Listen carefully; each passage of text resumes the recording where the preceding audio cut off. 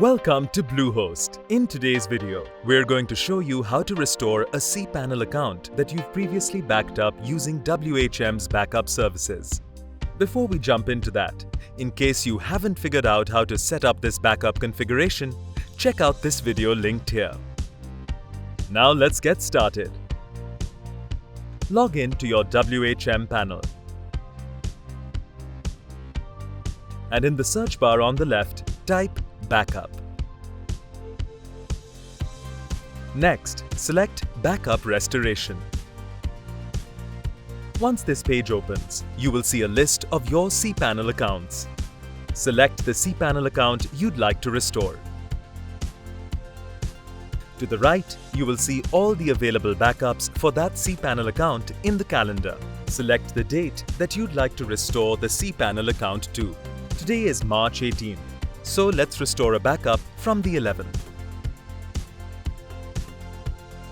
To the extreme right, you will see several restoration options, that is, subdomains, email configuration, and MySQL databases. Today, I've enabled all three, which means that all of these backups will be restored. Next, select Add Account to Queue. Once you do that, you will find that the process does not begin immediately. This allows you the opportunity to add another cPanel account to the restoration queue.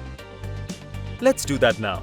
Select your account, date, and now let's just enable the MySQL database to be restored. And add that account to the queue. Select Restore and the restoration process will begin. After a while, you will see that the restoration process has completed. That's it. You can take a look at the logs to verify the restoration.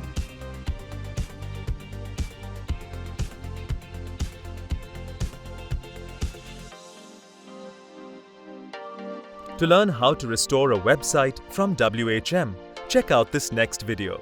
If you still have any queries, please get in touch with our Bluehost support team via the link in the description below.